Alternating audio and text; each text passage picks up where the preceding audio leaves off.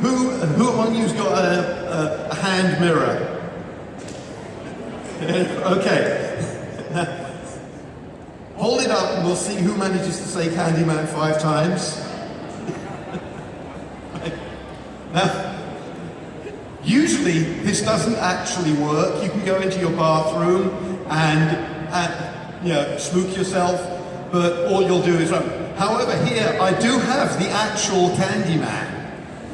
So, if we say Candyman 5 times in front of essentially a mirror, maybe we could get him to come out. So, Candyman. Candyman. Candyman. Candyman. This is a really dangerous one. Candyman. Mr. Tony Todd.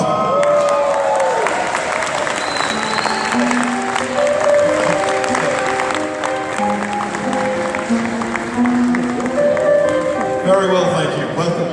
Likewise, good to meet you. And I say we also have oh yes.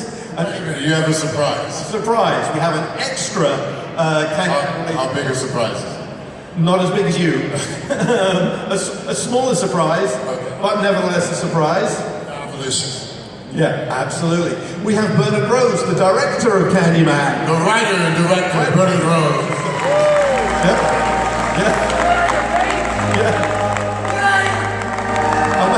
A man who happened to be in London for the weekend and noticed on Twitter this was happening and said, what? It was either just hanging out doing nothing or come down here, so I thought, I'll come down.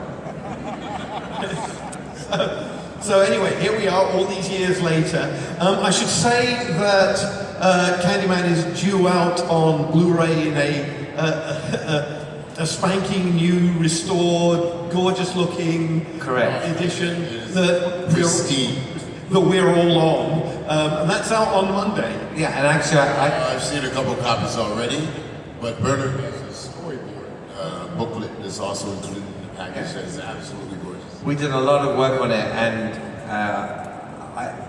myself and Tony Richmond, the DP, spent a full week regrading the movie because honestly, all the previous video transfers really sucked.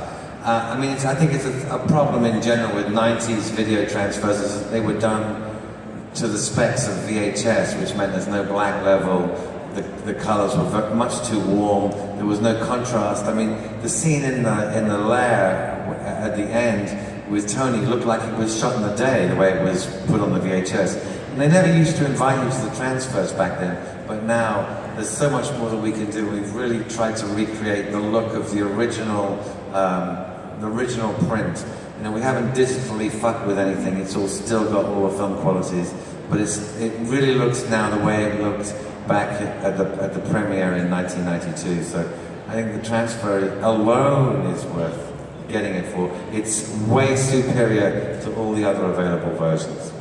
And it's got a load of other cool stuff on it as well. It does have a lot of very, very cool stuff that we worked very hard on. You did 2 commentaries apparently. You did one with me. You did one with Tony. And then it wasn't good enough and you went and talked to Adam Green. Did one with Adam and Joe too. And Kim did another commentary. I'm on a commentary track with Stephen Jones, which you'll be listening to in about 5 years' time when you've listened to their commentary track 6 or 7 times. You notice there's another audio on this disc. And we'll give it a shot.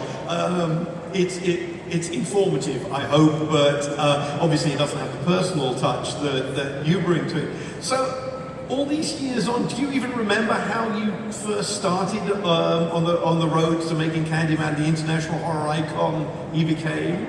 Well, yeah. I mean, basically,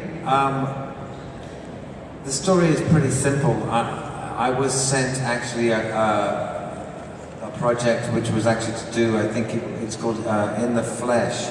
It was another story in the Books of Blood, and it was proposed to me as a potential project, and I read it and I thought it was going to be very difficult to do because it's about being in a prison at night in the dark. And you know, certainly with the technology in that era, now with HDR you can do something in total darkness, but back then it really wasn't something. Darkness is something that's very hard to represent on screen because actually, of course, it's never really completely black. It's grey, and it certainly was on film. I say HDR is another issue, but we won't get into that. So I thought it wouldn't really work. But in the same book, I was sent a book of the short stories, and the next story in the book was The Forbidden, and for whatever reason, I was enjoying reading them. I knew Clive a little bit, and so I read The Forbidden, and I thought, you know, now that would make a good film. And I'd met Clive while he was doing Nightbreed. I was shooting a film at Pinewood, and we had lunch one time in the commissary at Pinewood, and I called him up and said, you know, how about doing The Forbidden as a film? And he said, sure. If I can be executive producer, you can have a free option on it. So we actually shared the same agent at the same time. So in fact, I went out the next week. I was in Los Angeles at the time, and I pitched it to Steve Gollum at Propaganda, and he bought it on the spot. You know, some films are easy to set up, and that really, literally is the whole story. And you did shift it from Liverpool to Chicago. Well, at the time, funnily enough, both Clive and myself were in the process of moving from the UK to America, and I think both of us were like, oh no, let's make it